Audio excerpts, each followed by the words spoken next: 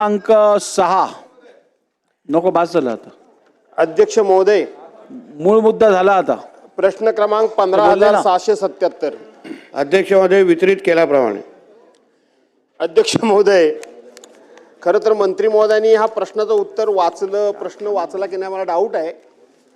कारण 1, 2, 3, 4 मी तर उत्तर देत नाही, पण शेवटचं फक्त उत्तर मी तुम्हाला विचारतो की तुम्ही तुमच्या खात्याला जाब विचारून ठेवा.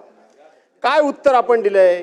महाराष्ट्र सागरी मासेमारी अधिनियमन 1981 सुधारित 2021 अंतर्गत रत्नागिरी जिल्ह्यातील 9, सिंधुदुर्ग जिल्ह्यातील 19 अशा एकूण 28 परराज्यातील नौकांवर, म्हणजे रत्नागिरी आणि सिंधुदुर्ग हे परराज्य होतंय असं ते उद्बोधित होतंय.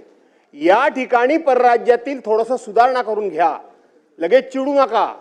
चिडायला बाहेर मैदान मोकळं आहे, इथं नाही चालत ते. आणि आम्ही पण काय चिडण्यामध्ये कमी नाही. म्हणून आपल्याला जो मुद्दा उपस्थित करायचा आहे तो ह्या परराज्यातल्या बोटी येऊन आपल्याकडे मोठ्या प्रमाणामध्ये मासेमारी करतात हे आपल्याला नाकारून चालणार नाही. सरकारी म्हणून उत्तर देत असताना ठीक आहे, मी ज्या वेळेला मत्स्य विकास राज्यमंत्री होतो, दादा इथं बसलेले आहेत, तेव्हा आपण पहिल्यांदा मच्छीमार लोकांच्या अशा पद्धतीनं अनधिकृत मासेमारी करणाऱ्या लोकांना पकडण्याकरता स्पीड बोटी आपण खरेदी केल्या. आज सुद्धा आपल्या विभागाकडे 8 स्पीड बोटी आहेत की ज्यातल्या 4 केंद्र सरकारनं दिल्या आहेत, 4 राज्य सरकारनं दिल्या आहेत. अध्यक्ष महोदय, त्या 8च्या 8 आता बंद आहेत. बाहेरून येणाऱ्या बोटी ज्या असतात त्या 400-500 हॉर्स पॉवरचे त्यांची इंजिन असतात, आपल्याला ते पकडणं कठीण जातं.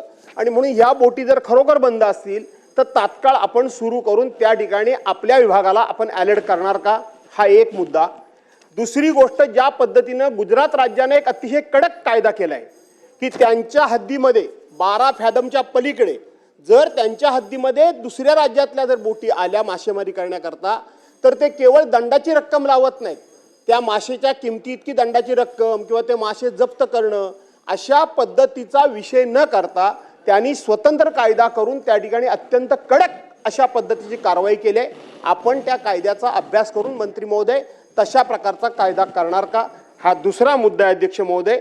आणि तिसरा मुद्दा, आपण त्या काळामध्ये 3 ड्रेजर विकत घेतले होते, एक रायगड, एक रत्नागिरी आणि एक सिंधुदुर्ग. कशा करता तर मासेमारी करणाऱ्या त्या किंवा मासेमारी ज्या एरियात होते त्या ठिकाणी मोठ्या प्रमाणामध्ये सँडबार होतात आणि सँडबार झाल्यामुळं बोटी पास पण करता येत नाही आणि बोटी पार्क पण करता येत नाही, आत खूप अडकून पडतात. आणि म्हणून तेही ड्रेजर बंद झालेत. पुन्हा आपण नव्यानं हे ड्रेजर घेऊन त्या जिल्ह्यामध्ये तो सँडबार दूर करून मच्छीमारांना त्या ठिकाणी मासेमारी करणं आणि बोटी पार्किंग करणं हे आपण सोयीचं कराल का, हे माझे 3 पॉइंटेड प्रश्न. अध्यक्ष महोदय, सन्मान्य भास्कर जाधव साहेबांनी महत्त्वाचे प्रश्न विचारलेले आहेत. आता चिडणं आणि या प्रश्नाचा काय संबंध आहे हे आता पहिलं तर मला माहीतच नाही अध्यक्ष महोदय. हा प्रश्न झाल्यानंतर त्याचं उत्तर समजेल. हा, आणि अध्यक्ष महोदय, हे खातं वर्षानुवर्ष आपल्या महाराष्ट्राच्या विकासाच्या दृष्टिकोनातून चालू आहे. 2014लाच हे खातं जन्माला आलं असं नाही. म्हणजे वडील या खात्याचे मंत्री पहिले होते, मग भास्कर जाधव साहेबांसारखे, म्हणजे हे प्रत्येक मंत्र्यांनी आपल्या आपल्या पद्धतीने अध्यक्ष महोदय या खात्याच्या माध्यमातून मच्छीमारांच्यासाठी न्याय देण्याचा प्रयत्न वर्षानुवर्ष केलेला आहे. सगळं काही 2014च्या अगोदरच आलं असं कृपया चुकीच्या गोष्टी रेकॉर्डवर जाऊ नये म्हणून हा उल्लेख केलेला आहे. एक मुद्दा अध्यक्ष महोदय असा आहे, हो सगळे रेकॉर्ड आता मंत्री असल्यामुळे रेकॉर्ड आहेत अध्यक्ष महोदय, म्हणून ठीक आहे, कारण का परत सगळं मीच केलं हा विषय नको जरा याच्यावर. दुसरा मुद्दा असा आहे अध्यक्ष महोदय, अध्यक्ष महोदय, आता काय आहे, काही लोकांना कितीही चांगलं बोललं तरी पण त्यांना तो राग येतोच आणि मग मी राग करतो. आपण चांगल्या बोटींबद्दल मूळ मुद्दा मच्छीमारांबद्दल आहे अध्यक्ष महोदय. मुद्दा असा आहे अध्यक्ष महोदय, जाधव साहेब, आपला हा प्रश्न, बाकी सगळ्या गोष्टी जाऊन दे, आपण कोकणातले आपण सगळे लोकप्रतिनिधी आहोत. राजकारण, निवडणुका हा गोष्टी आणि पक्षीय राजकारण वेगळं, पण आपल्या दृष्टिकोनातून हा प्रश्न खरंच महत्त्वाचा आहे. कारण का परराज्यातून येणारे जे गस्ती नौका असतील किंवा हायस्पीड असतील त्याच्यामुळे आपल्या समुद्रामध्ये असणारं जर खऱ्या अर्थाने जे आपलं बोलतो ना ते आपल्या मच्छीमारांसाठी जे काही उत्पादन आपल्याला मिळतं ते हे घेऊन जाण्याचा मोठ्या प्रमाणामध्ये प्रयत्न मग मालपी, कर्नाटक या सगळ्या बोटी करतात.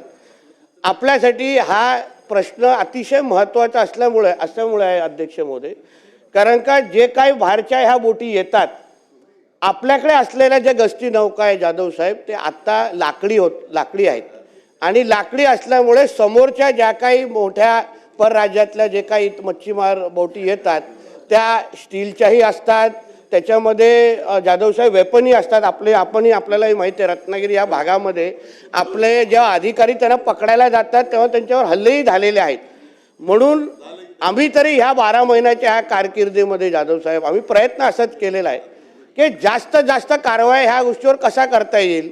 म्हणून जेव्हा मी पहिला मंत्री झालो जाधव साहेब, मी विचारलं तेव्हा ह्या ज्या लाकडी बोटी आहेत ह्याच्याने तुम्हाला पकडणं शक्य आहे का? शक्यच नाही.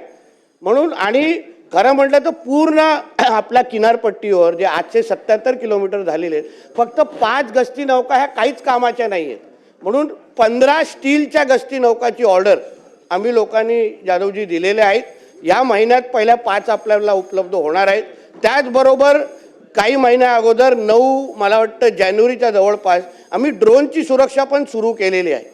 कारण त्याच्याने काय होतं, आपल्याला एक्झॅक्ट कळतं का बाबा कोण कुठून आलेला आहे, त्याच्या बोटचा नंबर असो. कारण का आपणही खातं सांभाळलेलं आहे. माझाही असा अनुभव आहे की 100% आपल्या खात्यातले अधिकारी प्रामाणिक नाहीत. याच्यामध्ये काही लोक समोरच्या लोकांमध्ये मदतीचे पण असतात आणि त्याच्यामुळे ह्या कारवाई इंटरनल मदतीशिवाय ते आपल्या बॉर्डर क्रॉसच करू शकत नाही, 12 नॉटिकल माईलच्या आतमध्ये येऊ शकत नाही. म्हणून प्रश्नोत्तराचा तास हे उत्तर संपेस्तोपर्यंत वाढवण्यात येत आहे. बोला अध्यक्ष महोदय. म्हणून आम्ही झालेल्या कारवाईचे आकडे मी आपल्याकडे पाठवतो. आमच्या ह्या 12 महिन्याच्या कारकिर्दीमध्ये गेल्या 2024 ते 25च्या वर्षी 9,500, पण आपल्या ह्या 12 महिन्याच्या कारकिर्दीमध्ये 1876 कारवाया यावर आम्ही फार बारकाईने केलेल्या, आम्ही फार गांभीर्याने घेतलेल्या आहेत अध्यक्ष महोदय. म्हणून मी आपल्याला विश्वास देतो येणाऱ्या कालावधीमध्ये चांगल्यातल्या चांगल्या आधुनिक गस्ती नौका असतील, ड्रोनची सुरक्षा असेल, AIचा वापर असेल किंवा कुठलंही आधुनिक तंत्रज्ञान आपल्याकडून पण मी काय माहिती घेईन, कुठलंही आधुनिक टेक्नॉलॉजी या बाबतीमध्ये अगर उपलब्ध असेल तर मग ह्या परराज्यातल्या बोटी आपल्याकडे येणं कसं थांबवता येईल. कारण याचा थेट फायदा आपल्या मच्छीमारांना पारंपरिकला पण होतो, सगळ्या लोकांना होतो. निश्चित पद्धतीने घेण्यात येईल. ड्रेजरच्या बाबतीमध्ये आपण जे बोला अतिशय योग्य आहे. त्या ड्रेजर जे सिंधुदुर्ग रत्नागिरीच्या त्या बाबतीमध्ये मी ते आपण आपल्या कारकिर्दीमध्ये आणि रायगड त्यावेळी जे घेतलेले ड्रेजर त्याला आता आम्ही थोडं मेंटेनन्सचं काम करून घेतोय. पावसाळ्याचा सीझन आत्ताच संपलेला आहे. येणाऱ्या त्या काही महिन्यामध्ये आपण त्याचा वापर सुरू करू जेणेकरून याचा थेट फायदा आपल्या मच्छीमार बांधवांना होईल.